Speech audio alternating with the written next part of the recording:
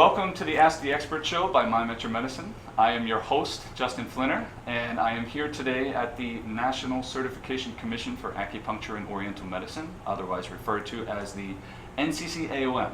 And I am here to have a nice chat with the new CEO, Mina Larson. So thank you so much for being here, Mina. I really appreciate this. Thank you so much, Justin. And thank you for having me here. Of course, it's my pleasure. So I wanted to give you the opportunity in this new format for you to provide a welcome message to all of the viewers on social media and whoever else will be viewing this in the future. So would you like to say a few words as the new CEO? Absolutely, thank you.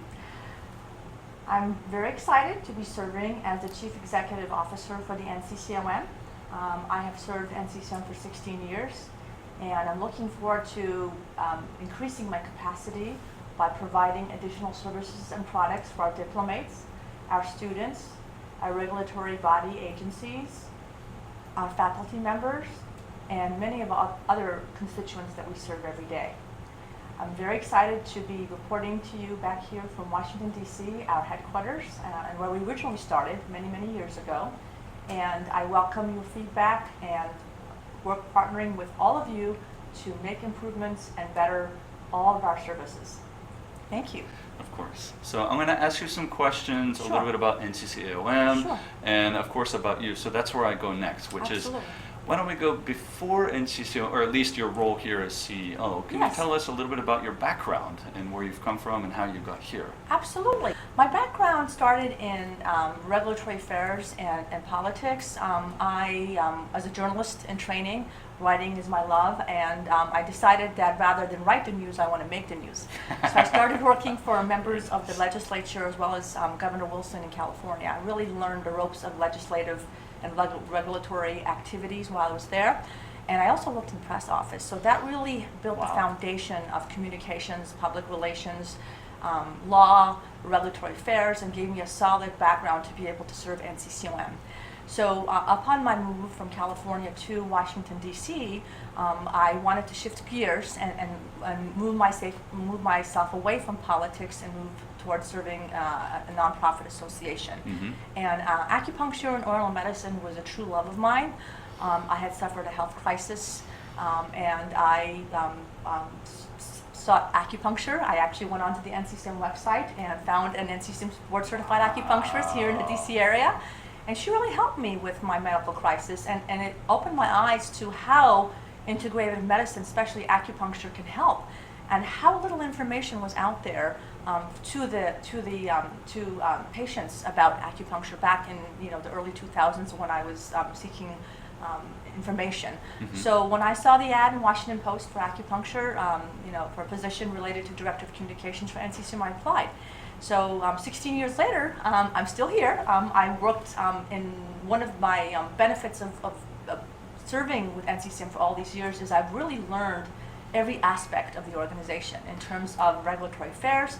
I've partnered with many state associations and regulatory bodies to ensure that the standards for NCCAOM as well as the scope are kept to a level that ensures competency. Mm-hmm. I've provided lots of resources to schools and other stakeholders regarding NCCAOM. We've made significant improvements under the leadership of Dr. Ward Cook in terms of building our examination structure as well. So I'm really proud to have used my time here at the NCCAOM to really understand not just what it means to work for a credentialing body, but to really understand and know the profession as well. Yeah, the organization's been around for quite a while now, Yes. and it's grown so much. Yes, so it has. Can you tell us a little bit about, now that you're in the role of CEO, where NCCAOM has come from and Yes. where it's now going to? Absolutely. NCCAOM was founded in 1982 by a group of dedicated practitioners. In fact, it was founded around the same time as IIIOM, the membership organization, Council of Colleges, the organization that represents the schools, as well as ACOM. We all came together at the same time. And at the time, NCCAOM was tasked with ensuring competencies for entry-level standards. That has continued. But there's been significant improvements made in our examination process in terms of ensuring that we move from a comprehensive examination structure to a modular examination structure that better really tests the different domain areas for each individual practitioner to ensure that safety and other important areas have been met. That was a That's a big major, concern. yes, that was a major progress for us in 2004 when we moved from comprehensive to modular. And then the Oriental Medicine certification was introduced in 2004 as well, to give acupuncturists the choice to be certified in Oriental Medicine, which is an all-encompassing certification versus individual certification. However, we did not eliminate the individual acupuncture herbology certifications for those who wanted to keep it that way. But one of the most significant achievements that I've seen with the NCCAOM is in terms of the services we've been able to provide for our diplomates. And one of them is media relations and marketing. When I first entered into the scene, I realized a lot of the focus on acupuncture stories had medical acupuncturists or physicians or even chiropractors involved. We've changed all that. We went ahead and hired a public relations company to really represent NCCAOM certified acupuncturists and licensed acupuncturists to ensure that the media is covering us. We're the ones that have the best trained education and hours than anyone else out there practicing in other health. That really helps because a lot of the acupuncturists are not really sure as to how to get the word out for themselves. Exactly. And given that they have now gone through the process of achieving the certification and become board certified, Absolutely. which is ultimately what they're Yes. hoping to achieve, then Yes. you provide that for them. So Absolutely. NCCAOM National Board Certified Acupuncturist is a term we just registered with the U.S. Patent and Trade Office. This is a way for acupuncturists that are certified through us to really be proud of their designation and to use that. I've often noticed that a lot of our diplomates do not use that. They use their LAC or others, but they don't use NCCAOM. It's very important that they do, because you want to let the public know about what certification means to others. Other healthcare practitioner certification is very important in the Western medicine world. And it's just as important in what we do in terms of East Asian medicine. yeah, for many people it's just a few letters after the name, Yes. but obviously you are trying to change that Yes. as an organization to try to make sure the public understands and that the professionals also understand that this means something more than just we've achieved this and we put a few hours in to get there. Absolutely, absolutely. So I want to ask about NCCAOM. Why the move from Jacksonville to Washington D.C.? It's a great city. I mean, Absolutely. I live here now. Yes. You're here now, of course. So Yes. why the move from there? I know a lot of people are curious. Well, I'm glad you asked. I've always been from the Washington, D.C. area for the past 20 years. And when I first started, our office was in Old Town, Alexandria. And when we first actually incorporated, we were in D.C. We were still incorporated in D.C. We made the move to Jacksonville back in 2007 for economic reasons. We had an opportunity to buy a building, but after the 10 years have gone by, and I continue to stay in D.C. and work, as in a telecommuting arrangement, we realized the importance of coming back to our roots in Washington, D.C. And that has to do with really streamlining our process, taking our process and making it online, allowing some of our employees to work virtually, and then really bringing the talented association management pool that is in DC and recruiting from there to really make improvements in customer service. And the third important part is advocacy. And again, us being in the nation's capital and working with advocate experts and government relations staff, which we have been doing, it's really made a difference in ensuring that regulators understand and know about certification and also about our profession. Exactly. Yes. Yeah, moving to DC, I mean, a lot of people, number one, they may not even known that the original location was in this area, and then to Jacksonville. So many people think, well, why from Jacksonville? And I would assume the move to Jacksonville was more weather related. It's not close to the beach. Right. Well, also, I think we wanted to have an opportunity to own our own building and have our own headquarters. We really have taken, from a budgetary standpoint, we've taken those funds in terms of having a bigger office to having a smaller presence, but really making improvements in staff and giving some of that back to our diplomats and teacher service. And it sounds as though, I mean, even though there's a reduction in the physical size of the building, is obviously, but you're moving here, you're having a more powerful presence here in the location that can actually where it can make more of a difference. Absolutely. Absolutely. So my next question is that many people view the NCCAOM as just like a testing recertification organization, because that's one of the hoops, so to speak, that they must jump through in order to achieve that and then to receive licensure. So could you define the role of NCCAOM and tell the viewers what NCCAOM is doing to protect the licensure of acupuncture as well as Oriental medicine professionals? NCCAOM, our mission, first of all, is public safety and ensuring that we're meeting those standards through our competency, through our entry-level exams, as well as continued competency through our recertification process. But we're not just a testing organization, we're a lot more than that. We have a unique partnership with all of the states that require NCCAOM certification or exams. Right now, we have 46 states, plus the district right here, that require either our exams or full certification. And many of them do actually require maintenance of certification. So we have that partnership, and we constantly make sure that we provide and become a resource to those states so that they can rely on us. Not just a financial burden, but also the ensuring that these practitioners have met the competencies for safe practice. But as you mentioned, Justin, we also do a lot more than that. With the fees that are that we collect from examination and recertification and applications, we use all of that towards ensuring that we have the right staff and products and services for our diplomates.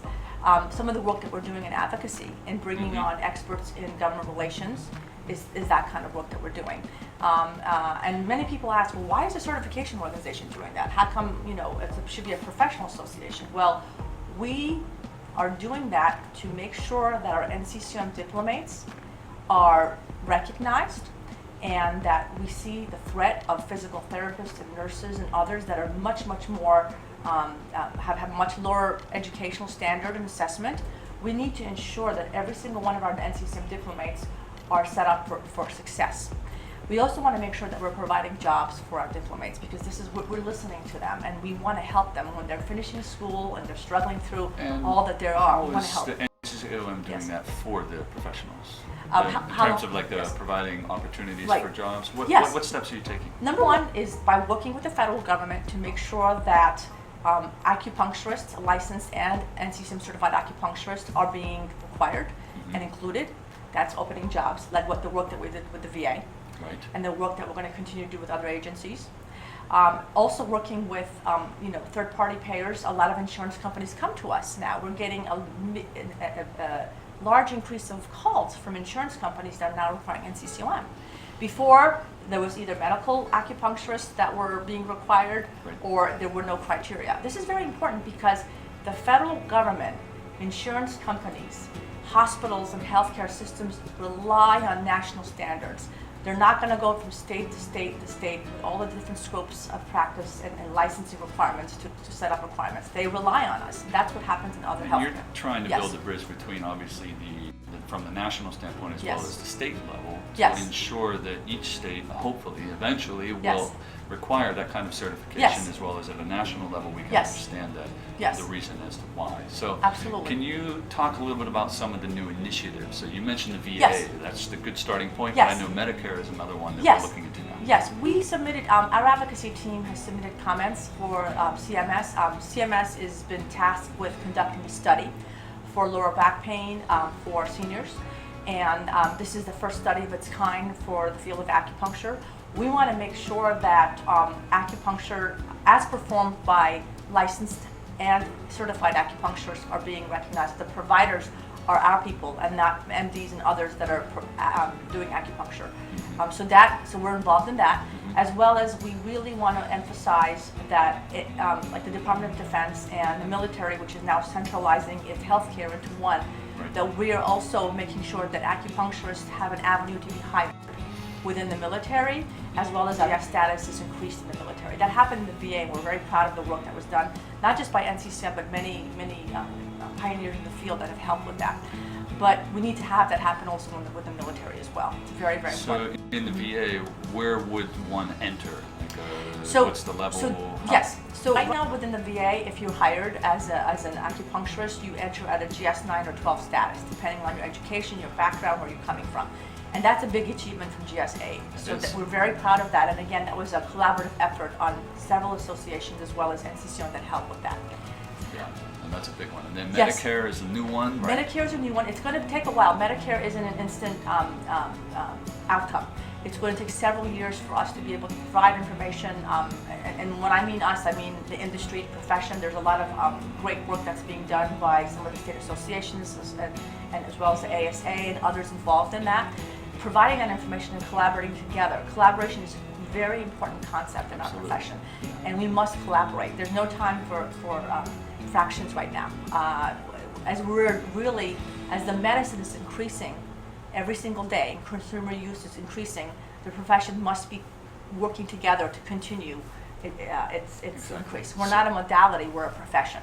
Right, and the collaboration effort is like the integrativeness of practitioners working together with other practitioners. Absolutely. So it's essential for where Yes. medicine is going. Absolutely. And obviously you're trying to follow those strings, Yes. each one with physical therapists, Yes. with chiropractors, etc. Yes. So Yes. are there any events that are coming up where people could come and learn a little bit more about what the NCCAOM is doing? Yes. Any of the new initiatives? Can you tell us about them? Absolutely, absolutely. First of all, this weekend we're doing an event in PCOM, New York, and also PCOM Chicago following Monday on the September 14th, and then also on the 16th, where we're going to be giving information. I will be at the New York event to provide information to our many wonderful students and faculty members of PCOM and alumni, and I'm going to be continuing to do that with schools. I'm working on making some, being available at some of the California schools. We've already done some information with Florida schools, but my initiative as a new incoming CEO is to attend school events and have as many faculty, students, as well as alumni there to be able to answer questions and just to listen, to hear what our stakeholders want. We also just did a survey. I'm very excited to have said that we sent out our diplomate satisfaction survey. We really want to hear from our diplomates about what's working, what's not working, what kind of services they would want from us, and under our structure, what we can do to best meet their needs, under what we are, or under our ability. So And I'm very excited must about admit, I did receive that survey, but I Wonderful. have yet to complete it, so We're I am looking guilty, forward to but having you you will complete it. have my results, Thank my you. responses soon. So Thank for you. those of you who out there are licensed acupuncturists, make sure you check your email to make sure that you actually find that survey and complete it.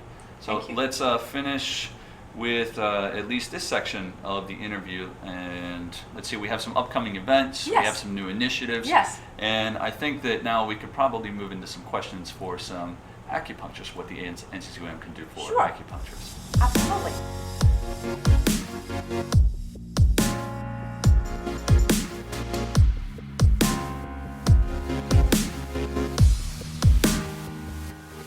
So the next section of questioning I want to go into is Mm-hmm. about NCCAOM and what the organization does for acupuncturists. So let me ask that first. What Sure. does the NCCAOM actually do for acupuncturists?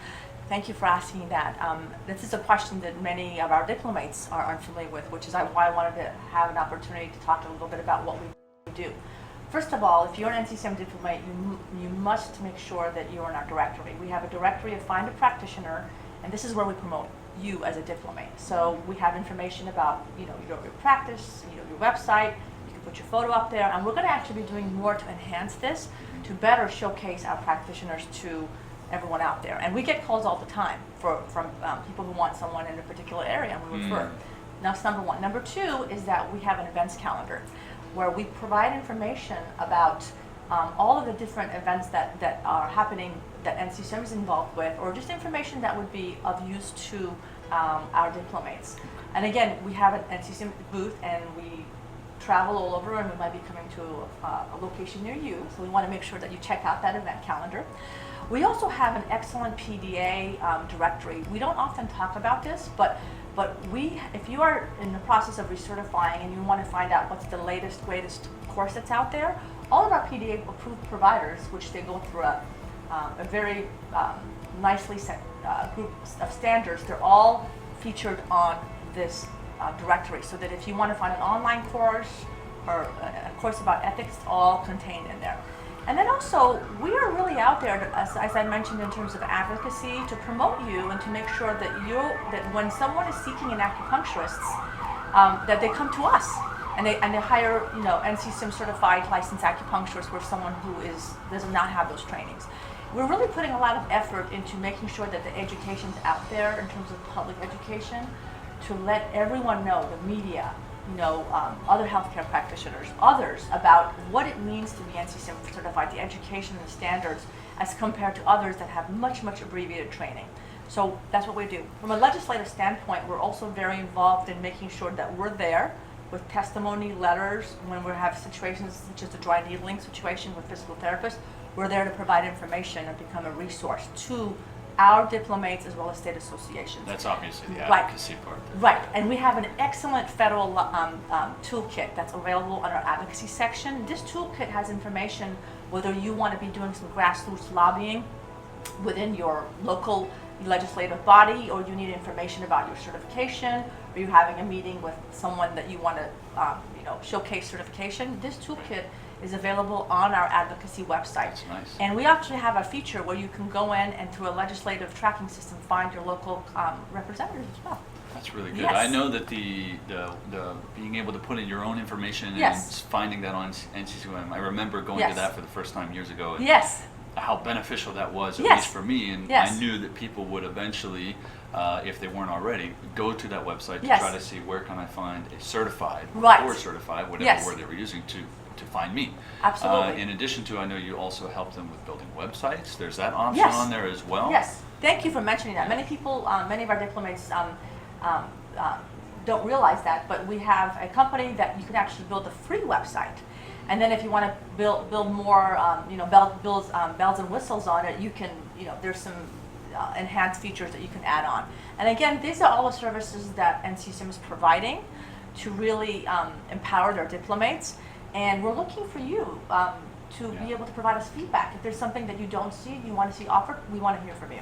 Yeah, and then, Yes. I mean, that's a great thing to offer, and there are so many more companies out there that are also helping with websites. But Yes. NCCAOM obviously really targets it, Yes. helps you build it. You already have Absolutely. the information in the system. Yes. And then offering CEU. So Yes. it's like it's like a hub. It's like a for one-stop shop. Yes. everything that the acupuncturists Yes. are needing, at least to get started. And once Absolutely. their business is bloomed, then they Yes. can take it off in any direction. Absolutely. So- And I want to emphasize the importance of the media. We often forget how important it is to work with the media and to build with them that we are the experts in the industry.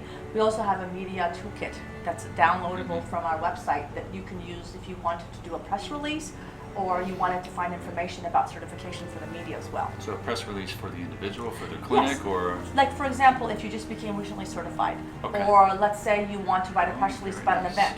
We're very involved in AOM Day coming up October 24th. Don't forget, we have aomday.org website. We want you to right. go on that website. If you have an event, we want to hear about it. This is where we promote you. We actually do a nationwide press release to all of the media entities in the whole country about AOM Day. And this is where the spotlight comes back on you to focus on your event. And we have testimonials, information about how wonderful acupuncture is in terms of work, studies and research, all on the aomday.org website. I've seen a lot Yes. coming out in the last couple of years. Yes. A lot of schools putting it out, a lot Yes. of acupuncturists, Yes. their own clinics. Yes. Acupuncture and Oriental Medicine Day, it's a big day. It's very big, every year, so. and it depends. It's really a collaborative grassroots effort. So it really, schools, students, practitioners all need to get together to promote that day. Yes. So let's move on. Let's ask, how is becoming a diplomat actually beneficial for the practitioner in the profession? You've talked a lot Yes. about it, and Yes. it helps them get to the point of, I know we said earlier on in the Yes. interview, it's not just letters after the name, but Yes.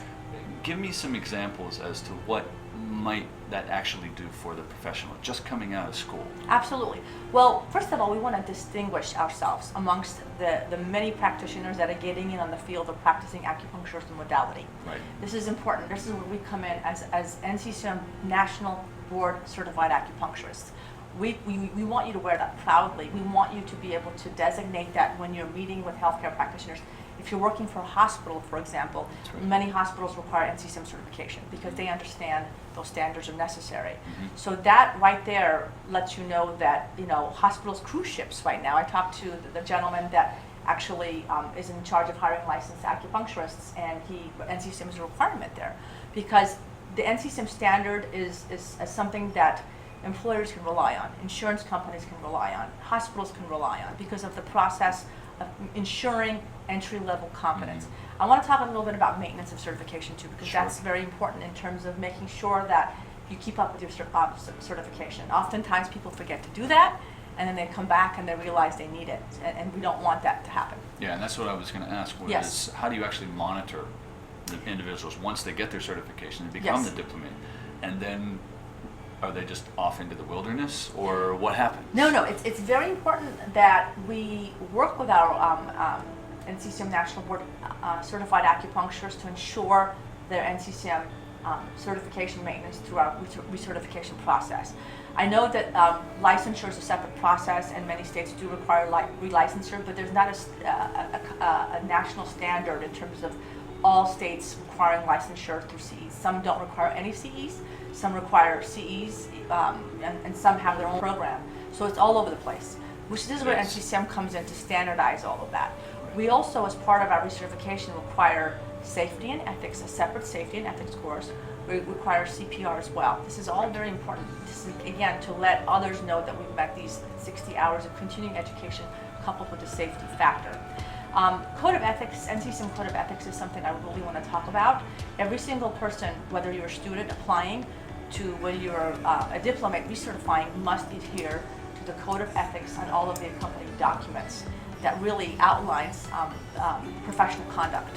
So in terms of how the different states are doing it differently, yes. rather, like, what is some of the reasoning for that, and how are you trying to sort of right. round them up and right. make them the standard? Say we do want everyone right. to be the diplomat, which means that right. obviously they need to maintain it by doing the yes. continuing education. But correct. some states like DC, I'm licensed right. in DC and yes. Virginia. Right. It's two very different states They in are terms two very of different the right. requirements that right. are needed there. So yes. go ahead. Well, we are proud of the fact that every single state has their own unique requirements, and this is important. We want them to be independent. We want them to have their different scopes and their different practice requirements. However, the common denominator is NCCAOM, and that's the NCCAOM exams.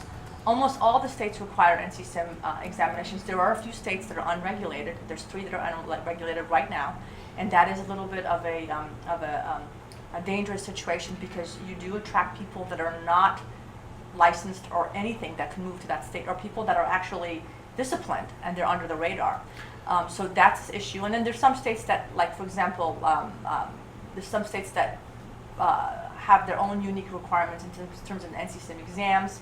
Like Maryland, you can graduate from an ACOM accredited school or take the NCCAOM exam. So you have that particular nuance in that state. So one of the important factors of NCCAOM is that we do bring the competence in terms of entry-level competence to all the states with the requirement of the passage of the exams. That's important. We also make sure that when someone is entering into the field, that they're free of disciplinary actions. Absolutely. That's yeah, very, that's very a important. Major concern. Right, and in a state like Virginia, for example, that requires full certification, if someone tries to move from a state like New York where they do not to Virginia, we will find that out and report that to the Board of Medicine Acupuncture Advisory, which regulates that state. This is where we come in with our Code of Ethics, and we have a professional ethics and disciplinary committee that oversees that, and that's very important. We're the only national organization that really works with all of the states to ensure compliance. So when you are in a state that does not require full certification, it's hard for us to monitor and work with the states for people that are not certified versus people that are certified. And given yes. there's a large percentage that are actually requiring some right. level of yes. certification, yes. or something that it makes the yes. The qualified professional, yes. and they've reached a certain level of right. like CPR AED, right. the safety requirements that are right. needed that the public are concerned about. Right. So you monitor them, yes. and then say, for example, there is disciplinary action that is taken. Yes. The recertification process that one goes through, or the right. amount of time. Can you talk a little bit about that? Yes. So anyone all of our diplomats, when they recertify, not only do they have to continue the 60 hours of continuing education, and I mentioned the safety, ethics, CPR, but they must report to us that any activity that's happened, whether it's been a criminal conviction, whether they've been, sued by, a patient, whether there's been a healthcare violation, where let's say they're a chiropractor and they got in trouble, we need to know all that. And we actually look at that when they're recertifying. And if there has been an infraction, we will investigate it. We'll report it to the state, and then we also exchange information with the state to ensure that compliance. That's very, very important. People forget about that role of NCCAOM, and that goes back to our mission. That's why recertification is important. Yeah, and it's not, in my interpretation of that, it's not the NCCAOM wants to bring down the hammer on everyone. It's just monitoring for obviously the sake of the public who are receiving our services. Right. But we as acupuncturists, we go to school knowing that we need to provide that level of service. And if something does happen that may just be, unfortunate, then there have to be certain steps that we go through so that we regain the trust. Right. Absolutely, and we have a very, our grounds for professional discipline and procedures for professional conduct, which you can find on our website, really explains all of that. We have our policies and procedures for individuals that find themselves in that situation. I know it's a scary situation, but we actually want you to report that information to us. We work with you. We have a very experienced committee that really evaluates every single case, and we almost always partner with the states on those activities. Yes. And so, if recertification needs to happen because of a disciplinary action, that's one reason. Yes. But life will sometimes get in the way. Yes. You have kids, you're working in your clinic, it's thriving, your family is lovely and everything is working out. But then you realize that, oh my gosh, it's 6 months past my due date. I need to recertify, I've missed it. What happens in that situation?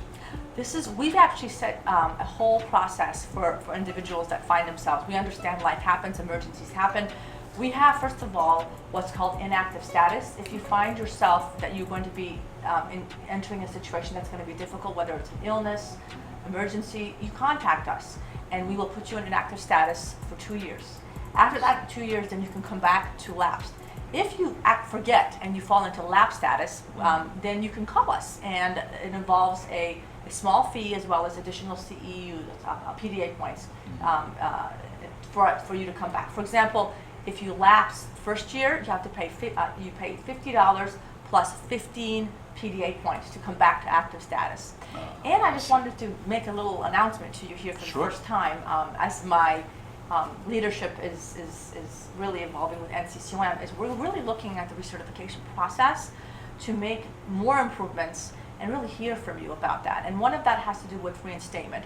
After the 3 years of being lapsed, you are what's called terminated, which means you lose your certification. And right now you have to take an examination to come back. But we're really looking at that process to see that what our accreditation body, NCCAOM is accredited by NCCA. They're a separate accrediting body that accredits all of our programs, and we must adhere to them. We're working with them to ensure that our reinstatement process can be more streamlined and better fit to bring diplomates back. This is a very important initiative of ours as we look at that. We want you to come back.